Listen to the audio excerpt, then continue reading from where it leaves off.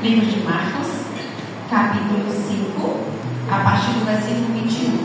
Esse mesmo trecho que nós vamos ler hoje, ele está em Mateus 9, do 18 ao 26, e Lucas, do 40 ao 56. Por que eu estou falando isso? Porque assim, eu não sei vocês, mas quando eu leio a Bíblia, e principalmente quando tem escrito em mais de um evangelho, eu gosto de comparar os evangelhos. Então vamos lá. Ele diz assim: e passando Jesus outra vez no barco para o outro lado, ajuntou-se a ele uma grande multidão, e ele estava junto do mar. E eis que chegou um dos principais da sinagoga, por nome de Jairo, e vendo, prostrou-se a seus pés, e rogava-lhe muito, dizendo: minha filha está moribunda, rogo-te que venhas e lhe imponhas as mãos para que saia e viva. E foi com ele, e seguia uma grande multidão que o apertava. E certa mulher, que havia 12 anos tinha um fluxo de sangue, e que havia padecido muito com muitos médicos, e despedido tudo quanto tinha, nada lhe aproveitando isso, antes indo a pior. Ouvindo falar de Jesus, veio por detrás, entre a multidão, e tocou sua vestimenta. Porque dizia: se tão somente tocar nas suas vestes, sararei. E logo se lhe secou a fonte do seu sangue, e sentindo o seu corpo estar já curada daquele mal. E logo Jesus, conhecendo que a virtude de si mesmo saíra, voltou-se para a multidão e disse: quem tocou nas minhas vestes? E disseram-lhe os discípulos: vês que a multidão te aperta e te dizes quem te tocou? E ele olhava ao redor para ver que isso lhe fizera. Então a mulher, que sabia o que tinha acontecido, temendo e tremendo, aproximou-se e prostrou-se diante dele e disse-lhe toda a verdade. E ele lhe disse: filha, a tua fé te salvou. Vai-te em paz e ser curada deste mal. Estando ele ainda falando, chegou um dos principais da sinagoga, a quem disseram: a tua filha está morta, para quem fazes mais o mestre? E Jesus, tendo ouvido essas palavras, disse ao principal da sinagoga: não temas, crê somente. E não permitiu que alguém o seguisse, a não ser Pedro, Tiago e João, irmão de Tiago. E tendo chegado à casa do principal da sinagoga, viu o alvoroço e os que choravam muito e pranteavam. E entretanto disse: por que vos alvoroçais e chorais? A menina não está morta, apenas dorme. E riam-se dele. Porém ele, tendo os feito sair, tomou consigo o pai e a mãe da menina, e os que com ele estavam, e entrou onde a menina estava deitada. Tomando a mão da menina, disse: Talitacumi, que traduzido é: menina, a ti te digo, levanta-te.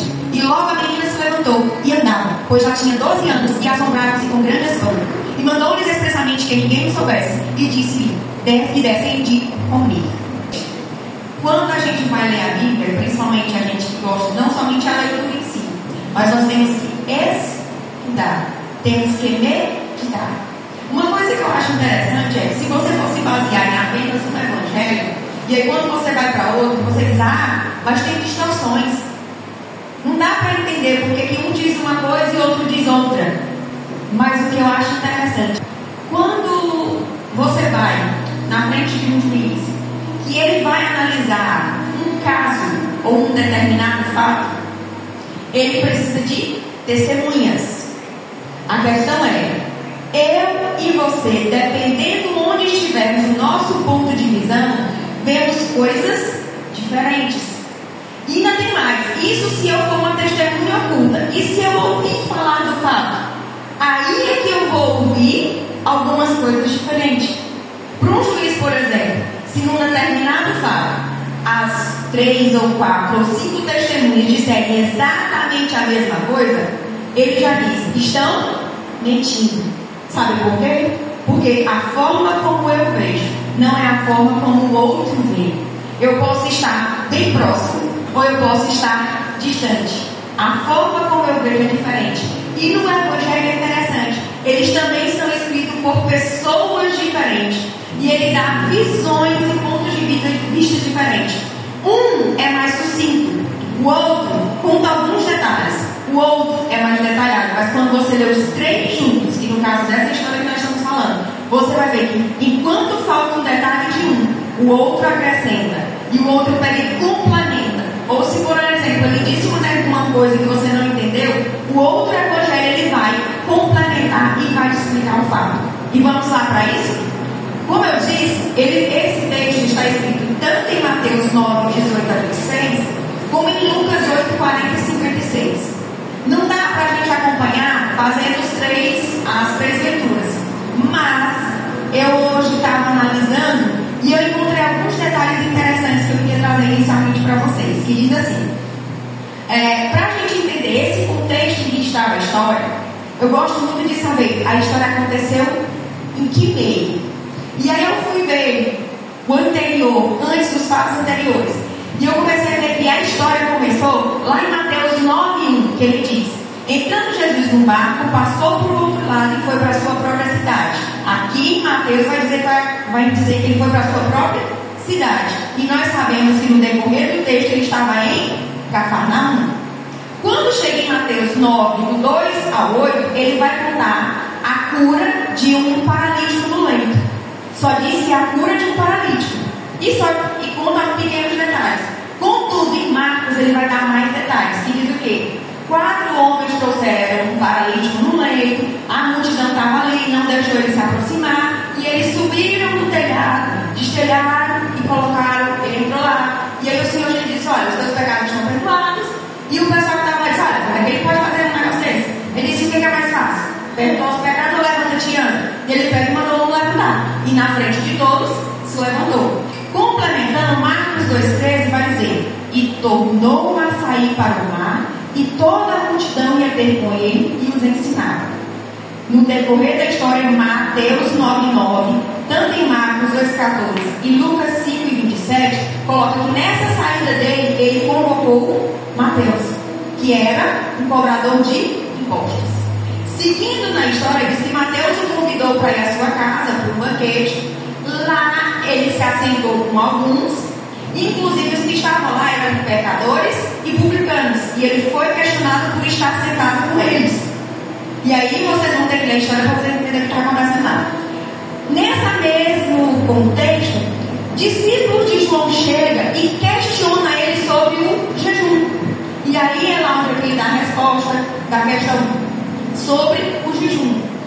E quando ele estava explicando isso, aí é onde entra a nossa história, que diz, Mateus 9,18: enquanto estas coisas lhes dizia, no caso ele falava sobre o jejum, eis que um chefe aproximou-se, o adorou e disse: minha filha faleceu agora mesmo, mas vem, impõe a mão sobre ela e viverá.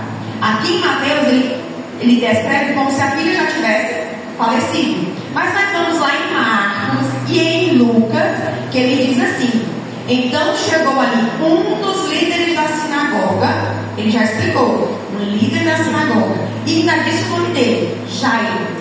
Tanto em Marcos quanto em Lucas foi citado o nome dele, que o nome dele era Jairo. Vendo Jesus, prostrou-se aos seus pés e implorou insistentemente. Lucas ele complementa: rogar-lhe que ele entrasse em sua casa. Então o que ele estava pedindo? Para que o Senhor fosse até a sua casa, por causa da sua filha. Só que o que tanto em Mateus quanto em Lucas ele vai dizer: a minha filhinha está morrendo. Lucas diz que a filha dele estava à beira da morte. Então um vai complementar o outro. E aí ele diz assim: prostrou-se, os três colocam que ele prostrou-se perante Jesus, e colocam em Lucas que ela era filha única, quase 12 anos. Então você vê detalhes, coisa que em Mateus foi sucinto, Marcos deu alguns detalhes e Lucas completou. E aí a gente entra na história da mulher do fluxo de sangue. Os três vão dizer que ela tinha 12 anos, que sofria desse mal. Sendo que em Mateus e Marcos veio uma coisa interessante. Ele diz assim, ela disse que ela veio atrás de Jesus e tocou na sua mão, porque ela pensava ou dizia para consigo mesma: se eu apenas lhe tocar sua veste, eu serei curada. Se você olhar em Lucas, ele não cita isso, mas Mateus e Marcos colocam essa observação. E aí vem, Marcos colocou uma coisa interessante, assim, quando ouviu falar de Jesus. Dos três, ele foi o único que citou essa situação. Quando ela ouviu falar de Jesus, ela foi até ele, no meio da multidão, e aí ela tocou nas suas vestes. Lembrando que dos dois, tanto em Marcos quanto em Lucas, diz que o fluxo imediatamente cessou. Mateus não, Mateus foi mais sucinto, ele já contou a história toda de uma vez e não deu os detalhes. Mas Marcos e Lucas, ele deu detalhes sim. E ele ainda colocou assim, que quando ela tocou, Jesus sentiu sair poder dele. Marcos cita que Jesus sentiu. E Lucas vai dizer que quando foi tocado, Jesus perguntou para a multidão. Ele diz assim, quem tocou no meu manto? Os discípulos responderam. Vês a multidão aglomerada ao teu redor e ainda perguntas, quem tocou? Lá vai Lucas completar. E disse Jesus. Enquanto Marcos diz que ele sentiu, Lucas confirmou que Jesus disse, alguém me tocou, porque bem conheci que de mim saiu poder. Então é sempre interessante você, quando é a mesma história, leiam juntos os evangelhos, porque você vai entender todo o contexto, os pontos de vista e o que um falta, o outro complementa. E vamos lá. Quando acontece isso, tanto em Marcos quanto em Lucas, diz que Jesus continuou olhando ao redor para ver quem tinha feito aquilo.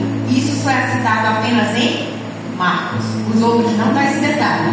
E aí vem, tanto Marcos quanto Lucas diz, a mulher, sabendo o que tinha acontecido, aproximou-se e prostrou-se aos pés do Senhor, tremendo de medo, contou-lhe toda a verdade.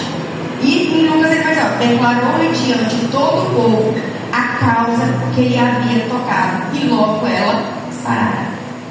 O que eu acho interessante quando você vai ler o que Jesus respondeu para ela, os três vai citar assim. Mateus vai dizer escrito dessa forma. Jesus disse para a mulher, tem bom ânimo, filha, a tua fé te salvou. Marcos já descreve a seguinte frase, filha, a sua fé curou você, vai em paz, fique livre do seu sofrimento. E Lucas complementa dizendo, tem bom ânimo, filha, a tua fé te salvou e vai em paz. Se você prestar atenção, é uma mesma citação, é uma mesma história, mas o que faltou em um, o outro complementou. A fé dela salvou, livrou ela daquele sofrimento, e o Senhor ainda diz, vai em paz. Mas você só sabe disso quando você lê os três, toda a sequência como ele explica. E aí diz que ele continuou, só que Mateus ele é muito sucinto. Dali ele já vai logo para dizendo que ele chegou na casa de Jairo. Só que Marcos e Lucas não. Marcos e Lucas diz assim, enquanto Jesus ainda falava, chegaram algumas pessoas da casa de Jairo e disseram, a tua filha morreu, por que ainda se incomoda o mestre? Então Marcos e Lucas vão colocar este detalhe.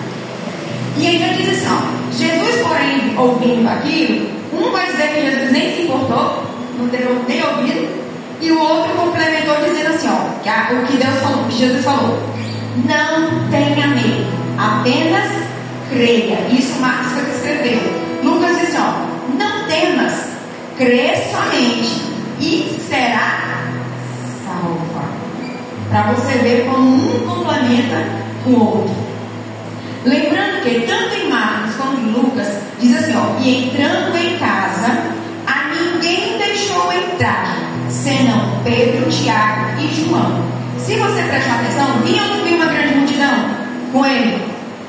Só que quando chegou na casa de Jairo, ele não deixou aquela multidão entrar.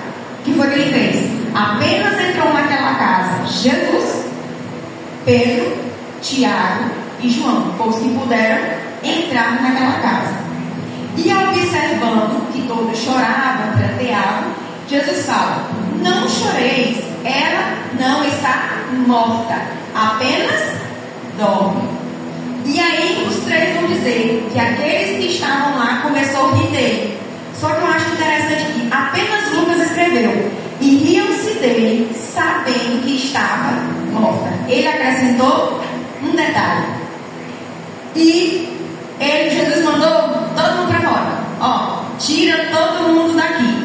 Somente quem ficou? Ele, os três que estavam com ele, e o pai e a mãe da menina que foram lá onde a menina estava.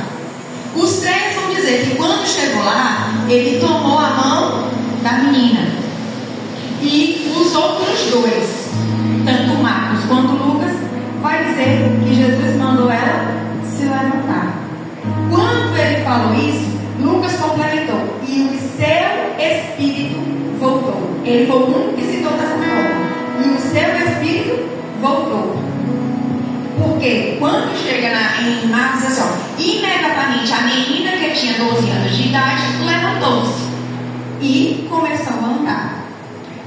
Tanto Marcos quanto Lucas vai dizer que quando ela se levantou, Jesus mandou dar alguma coisa para ela comer.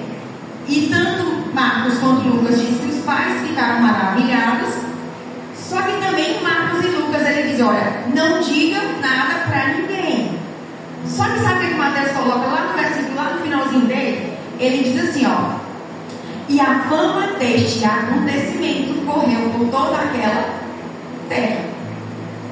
Entendeu aqui o que é interessante? Jesus colocou, olha, fiquem quietos, não digam nada. Mas Mateus complementa, aquilo ali não ficou quieto. Aquilo ali foi divulgado. Por quê? Porque se você prestar atenção, lá em Lucas diz que eles riram de Jesus porque tinham certeza que a menina tinha morrido. Se a menina aparece viva depois, ela não é um milagre. A família precisava dizer o que aconteceu lá dentro? Não, se eles tinham certeza de que a menina estava morta e ela apareceu viva, ninguém saberia os detalhes, porque Jesus falou que não era para dizer nada, mas todo mundo tinha certeza do que tinha acontecido, não é? Então assim, nessa parte dos versículos, eu achei interessante a gente ver dessa história, porque quando estudarmos a Bíblia, não é somente uma leitura simples, a gente precisa entender tanto o contexto, mas também os detalhes de como Deus age. E cada evangelho tem um ponto de vista. E aí quando você vai ver, juntando todos, o que Deus quis, os pequenos detalhes trazer cada ensinamento.